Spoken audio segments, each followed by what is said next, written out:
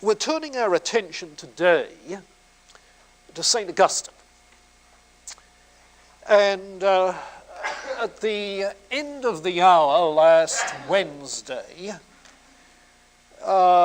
which was the last time we met, recall, the end of the hour last Wednesday, I was making some comments in response to some questions about my way of looking at the history of philosophy. If you like, it's an attempt at a philosophy of the history of philosophy. That is to say, what I see is a variety of worldview traditions developing along parallel paths throughout the history of Western thought. There are certain major junctures in the history of thought, in the transition from ancient and medieval to modern, that is to say, about the time of the Renaissance, and in the transition from Enlightenment to Romanticism and postmodern thought, which is around 1800 to 1900. In there, Romanticism, Renaissance rather, 1400, 1500, in that period. And I'm suggesting that the distinctives of these three main periods have to do with scientific models that change, or scientific paradigms, as they're sometimes called, where you have the Greek science with its emphasis on explanation in terms of form, essence, form and matter, mechanistic science coming out of the scientific revolution in terms of matter and motion, and then more organic conceptions of nature in the 19th century. In biology, of course, developmental theory, and the whole notion of biosystems in the 20th century. In physics, field theory, electromagnetic field theory, relativity of space-time, but more relationally oriented systems. Okay? So you have here the emphasis on essences, fixed essences or forms. Here it's on the mechanistic model, and here it's a more relational or organic unity kind of model. Now the point is that whether you are dealing with naturalistic philosophies or idealistic philosophies or theistic philosophies of Jewish or Christian origin, that all of these are working with the same model during that period of time. And then in the course of transition have to work with the mechanistic model, and so forth. Now, it's not so much that everybody suddenly stops working with essences. No, it's rather works something like this, that you get one philosophical view developing that starts back with the Greeks and continues less prominently thereafter, another that starts in the Renaissance and continues less prominently thereafter, another that starts in the 19th, 20th century and goes strong, you see. So you have these three continuing in parallel, often within one worldview tradition. So in that sense, you get Christian philosophers working with Greek theories of forms, Platonic, Aristotelian, and so forth. You also get Christian philosophers working with mechanistic conceptions like Descartes and others. Christian philosophers working with more organic conceptions in the 19th century.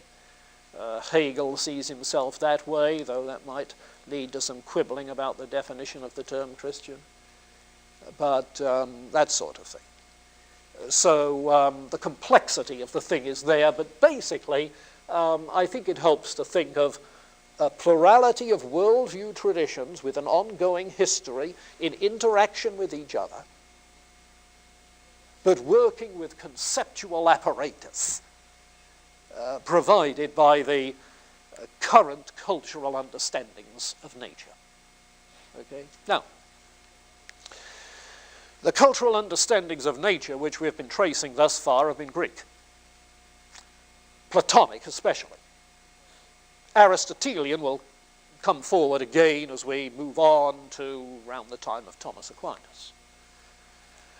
But by virtue of the ongoing presence and activity of Middle Platonism in the Alexandrian scene, and then of Neoplatonism, the thinking of Christians in the West was, at the outset of the Middle Ages, overwhelmingly Platonic.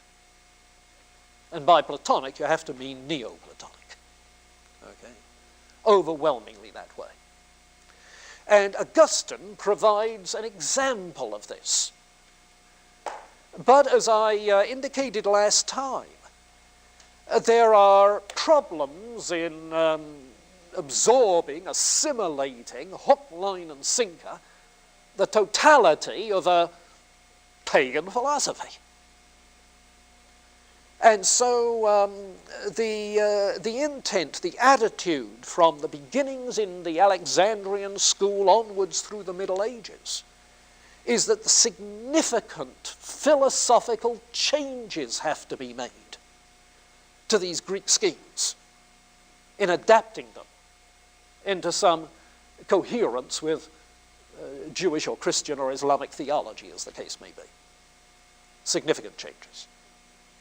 But at the same time, tremendous help gained from them.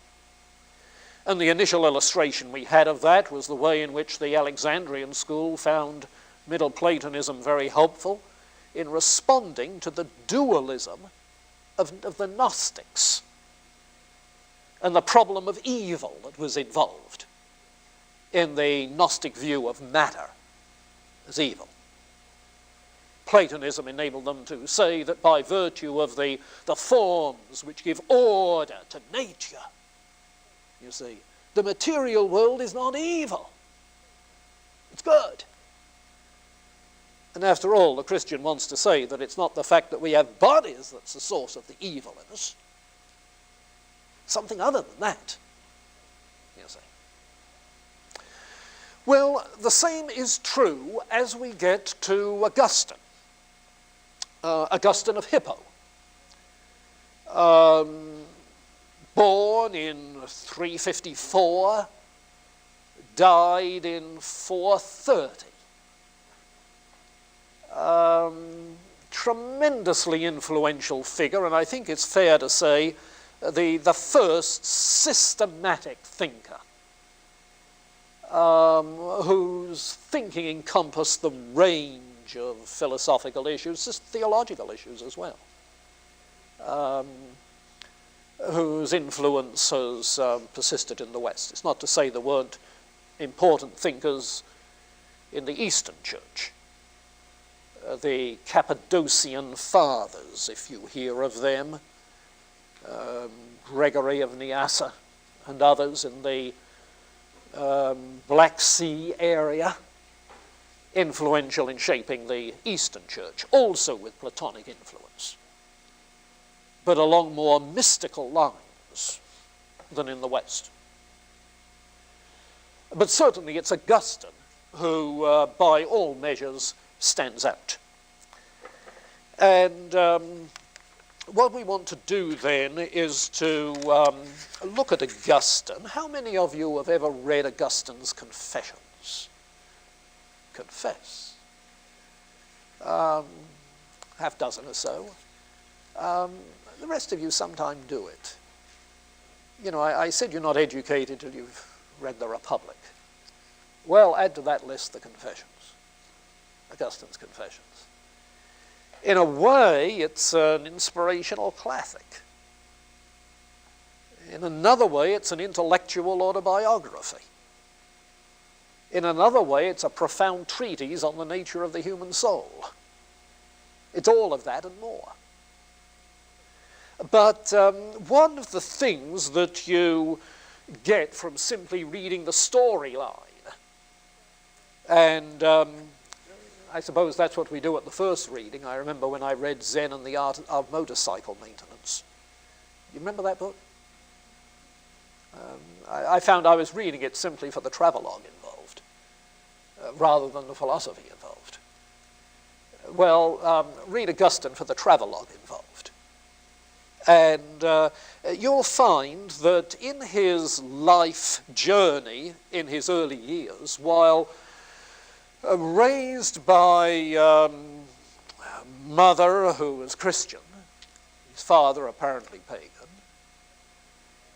he drifted in his early years into Manichaean dualism. Now, Manichaeism was a 4th century version of that Gnosticism, more explicitly dualistic than many other versions, in the sense that they saw two eternal realms of being: the kingdom of light and the kingdom of darkness. The light is good, the darkness is evil. The light is the light of reason, the darkness, the confused world of material existence. And it was a form of dualism that had some roots in Zoroastrianism, the religion of the Parsees now, but had a Christian veneer to it, so that they conceived that this eternal conflict between good and evil, light and darkness, was such that when the kingdom of light sent his son into the world of darkness, the light was captured and imprisoned in a body. You get the Platonic note? And imprisoned in a body. However, when hounded to his death, the body turned out to be phenomenal, illusory, not real. And so the victim rose, quote, from the dead, triumphing over evil, the body. Well, the implication of all of this was if the body is evil, the way of salvation lies in a life of self-denial and asceticism in order to escape the body. You see. And Augustine, thinking of the relative wildness of his youth, was attracted to this explanation of evil. Oh, until he met some of the traveling lecturers in the Manichaean lecture circuit and started quizzing them and became disillusioned with their capacity to answer the questions. The problem that he saw with Manichaean dualism was that it provided no hope for the triumph of good over evil, if the two are locked in an everlasting conflict. No hope. And that it reduced humans to simply pawns in an everlasting conflict that ultimately they had nothing to do with starting. And he wasn't happy with either of those implications. But the thing which finally helped him to get beyond Manichaeism was being introduced to Neoplatonism. Oh, not directly. In between, he had a time when he was attracted to the skepticism of the academic skeptics, people like Carneades and his fallibilism and so forth. But then eventually Ambrose, Bishop of Milan, introduced him to Neoplatonism, and that provided the vehicle for his thinking his way beyond dualism towards a consistent Christian theism. In fact, in many ways, it was a vehicle by virtue of which he was able to become a Christian. Now, what was it then in Neoplatonism which helped him? What were his debts to Neoplatonism? And that material on reserve from Augustine's City of God, Book 8, tells why he thought so highly of Plato and Platonism. He gives you the whole bag in that context. Read it. It's very worthwhile.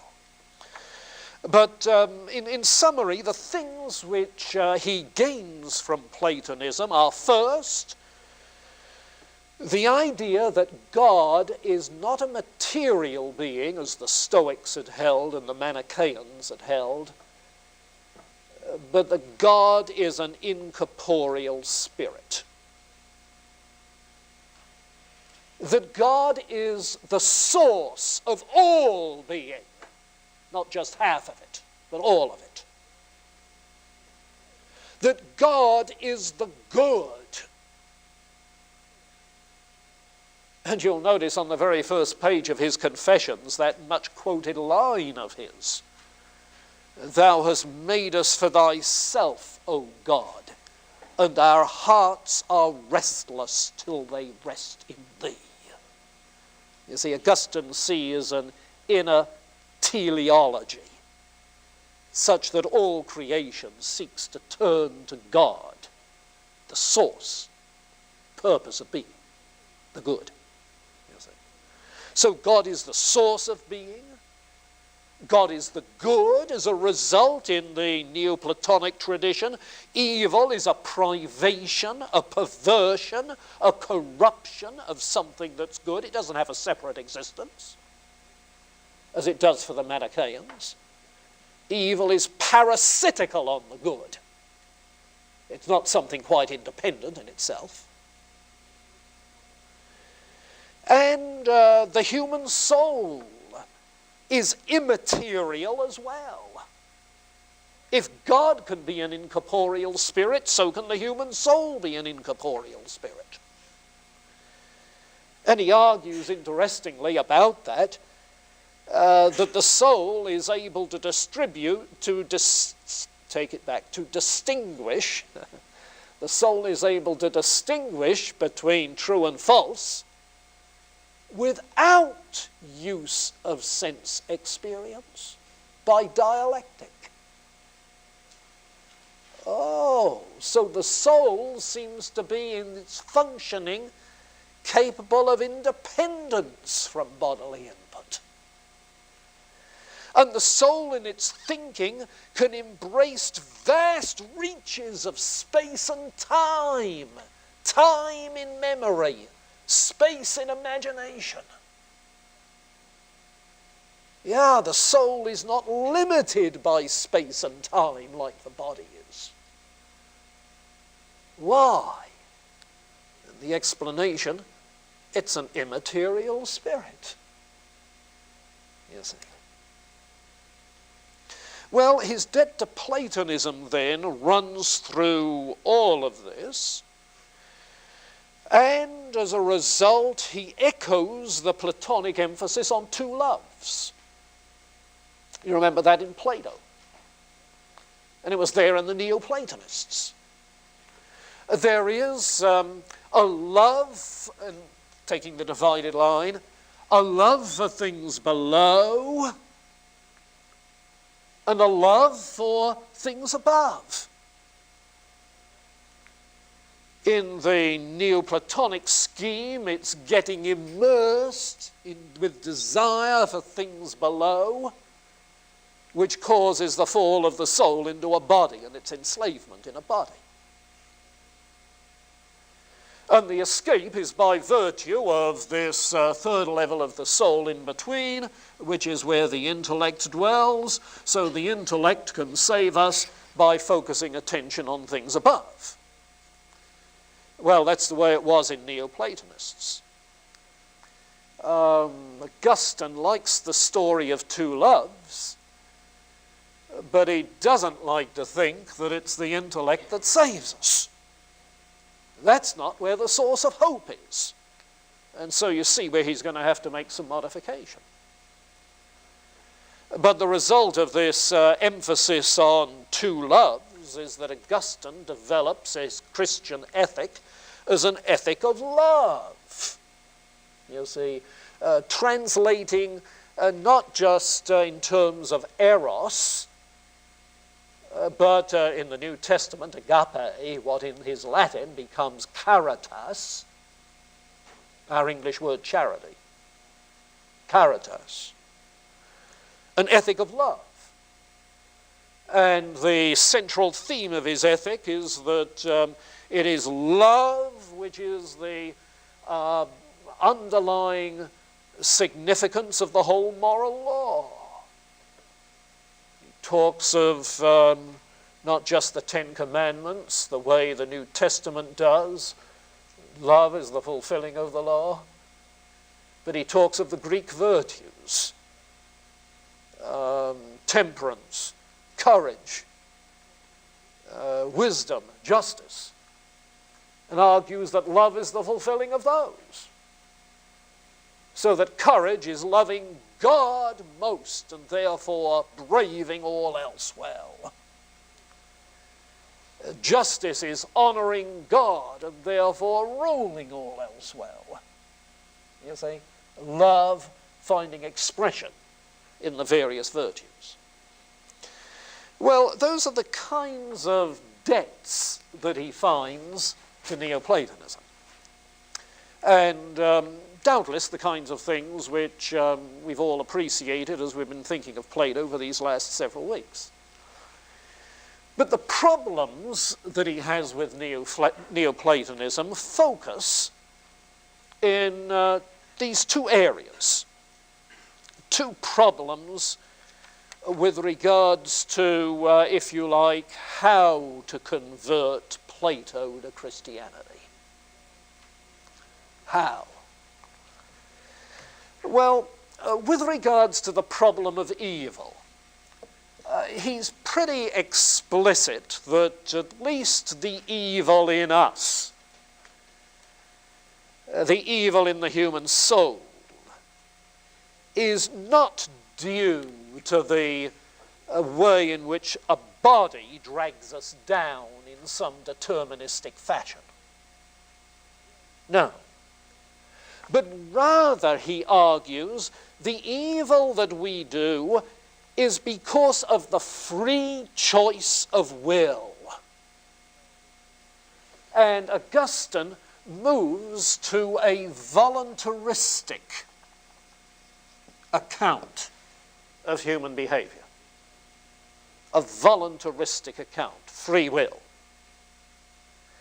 And because our sin is a result of free choice of the will, deliverance does not come through contemplating the higher good, but from freely choosing and loving the higher good.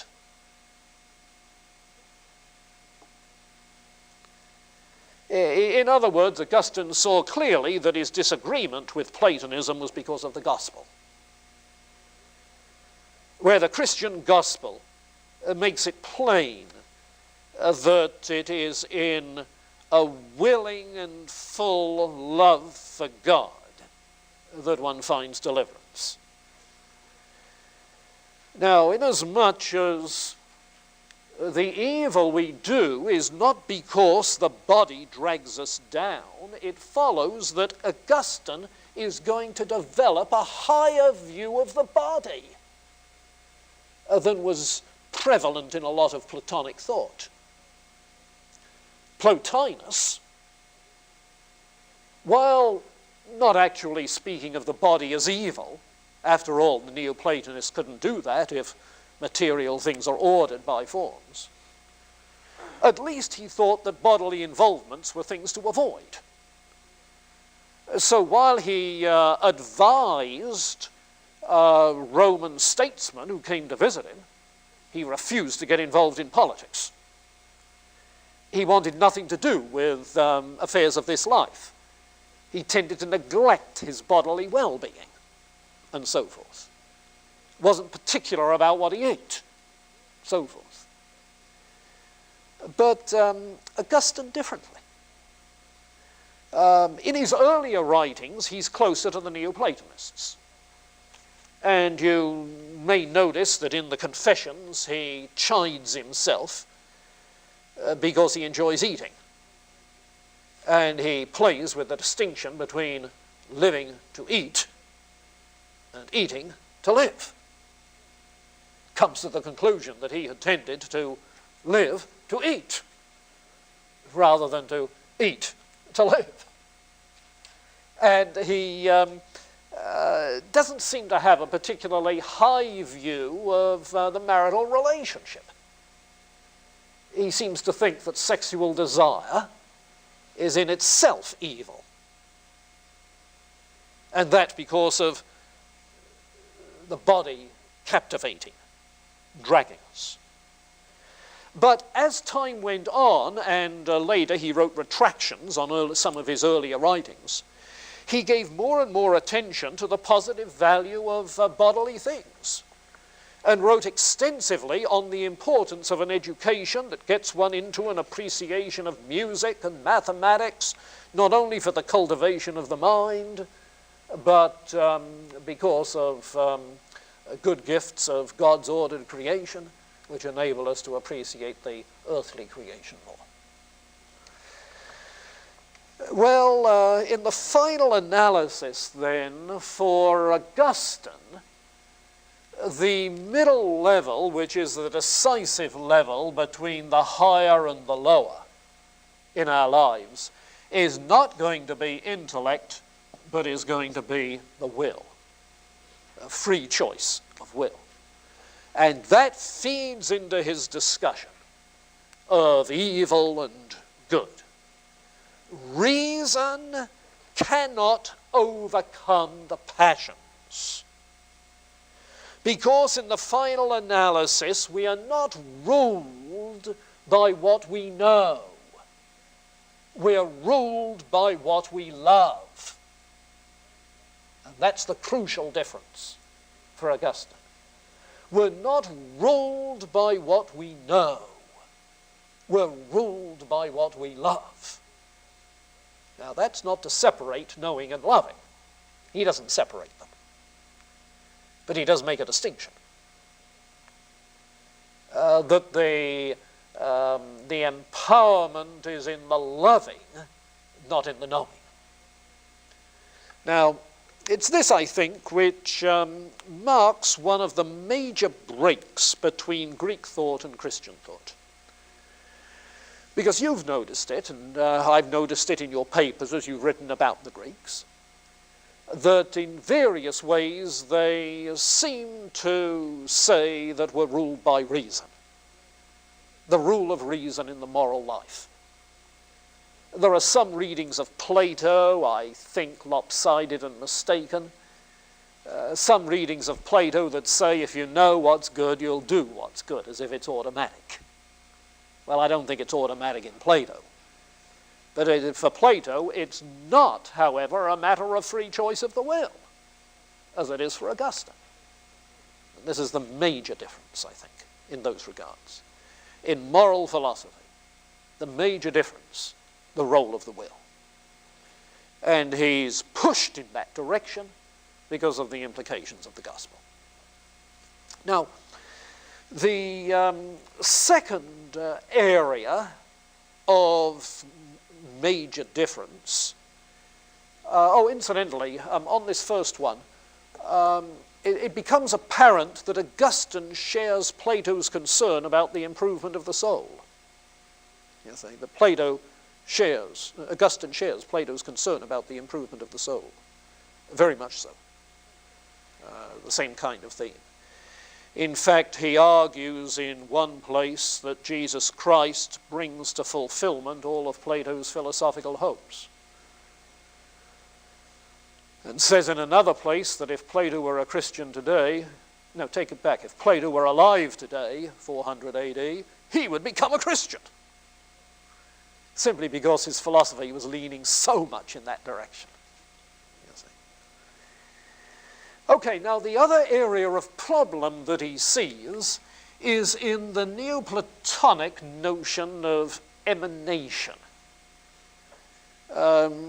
You know that outflowing from the one which is the good of all other things, such that there is an inner determinism within the being of the one to, as it were, emit from within its own being not only the nous and the world soul and other intermediary beings, but as well finite souls coming out from the world soul and everything emanating from the one.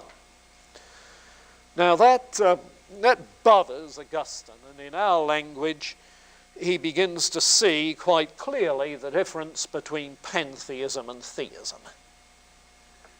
Between a pantheism which sees things as a result of emanation and theism which sees things as a result of being created out of nothing, not out of God, but out of nothing, ex nihilo.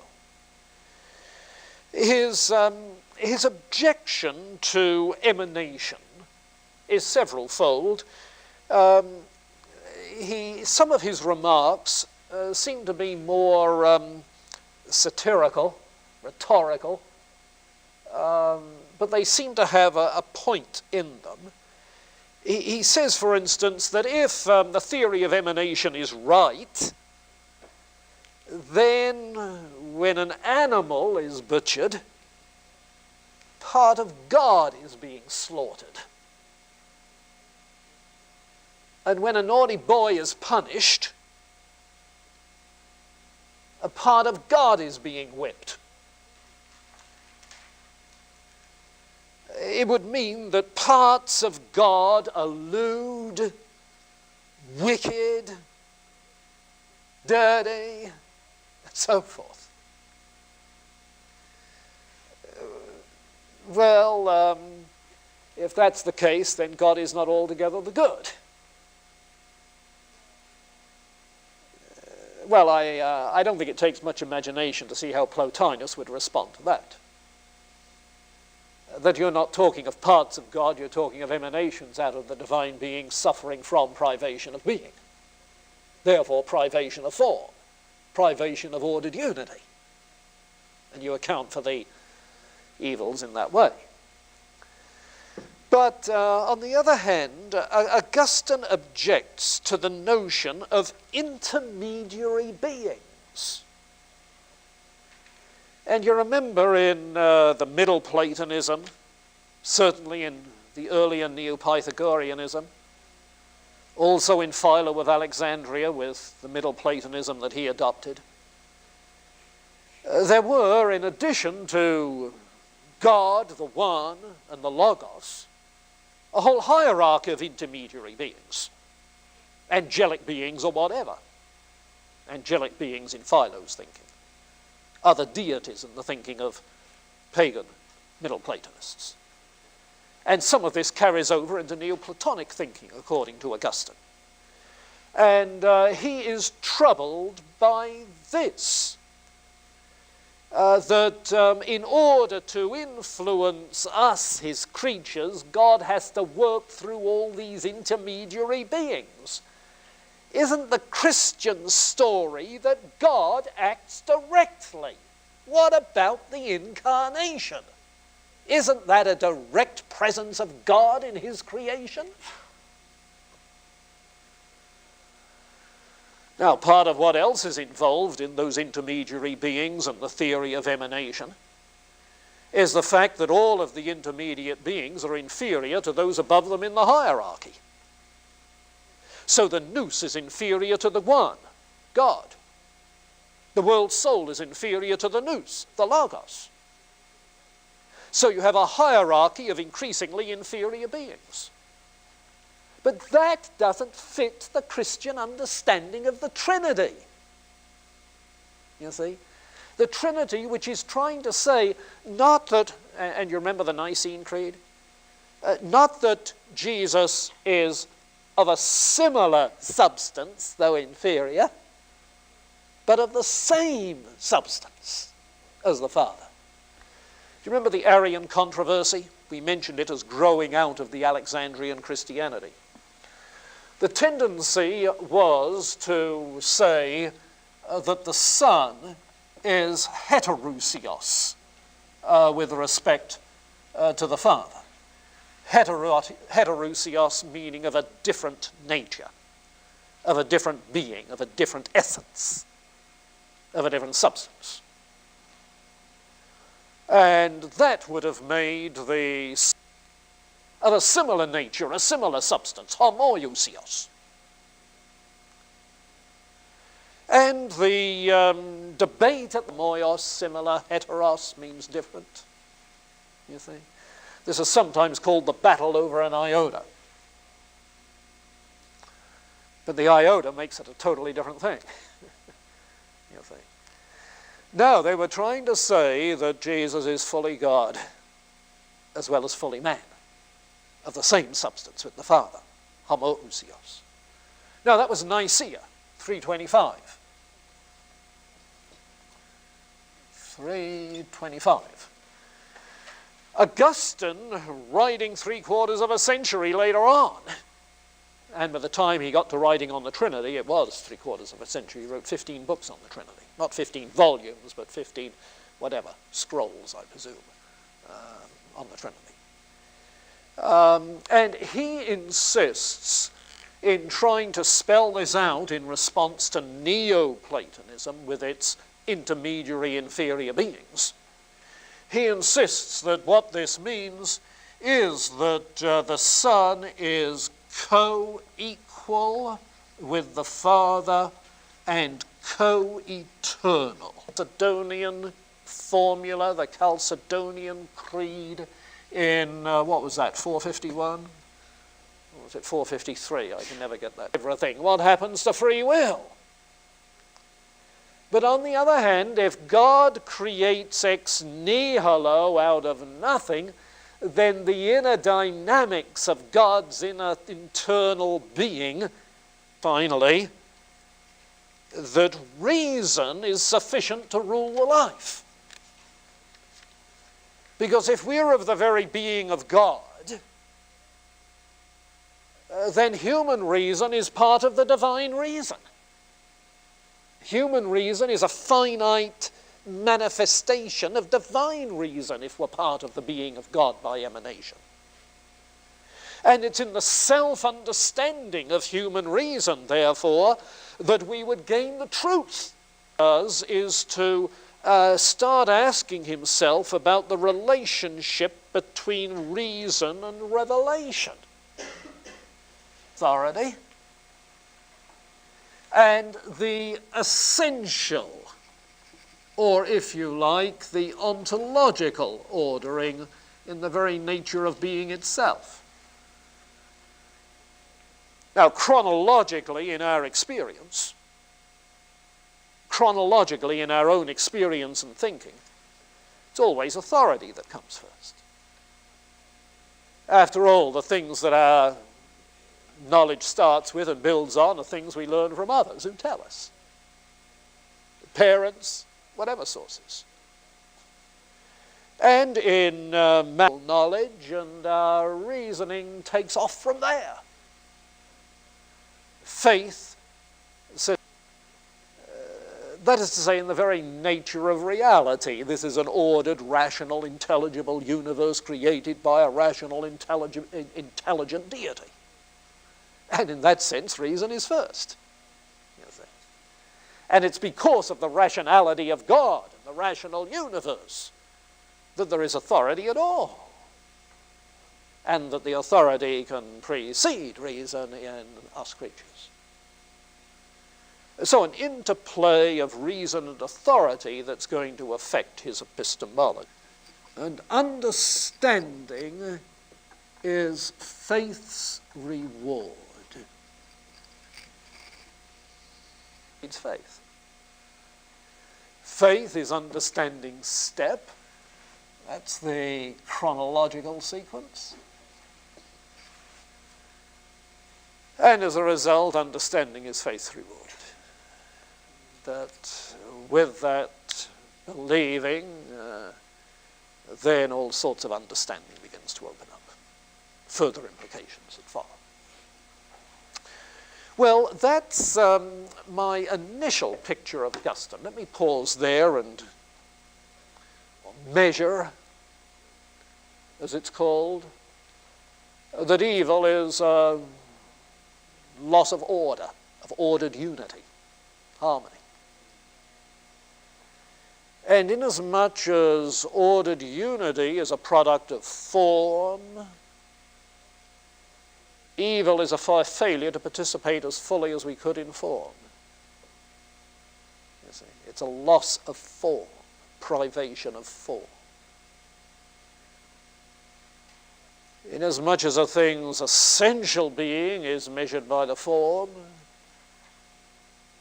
evil is in measure privation of essential being. Now, in all those regards, things are created out of nothing. And since they're created out of nothing, they have a tendency to return to nothing. Why does an apple rot? Created ex nihilo? If it loses its form, what's going to happen? Back to nothing. So for natural evil, he's thinking of to the effect that all natural evil and human proclivity is built into our nature as a so as to create the necessity for that kind of discipline, which will build not just Greek courage, but faith, trust, and love, and hope into the backbone of the human soul. Soul-making theodicy. I suspect there's some combination of the two, but he makes a clearer distinction between natural and moral evil than Irenaeus does. Do you disagree with the existence of intermediary? Yeah.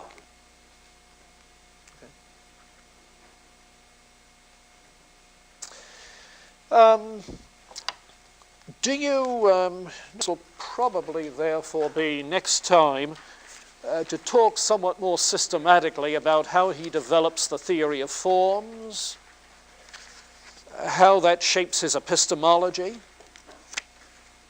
how it affects his thinking about the nature of the soul, okay, why he claims that God is timeless, topics of that sort that are part of his philosophical contribution.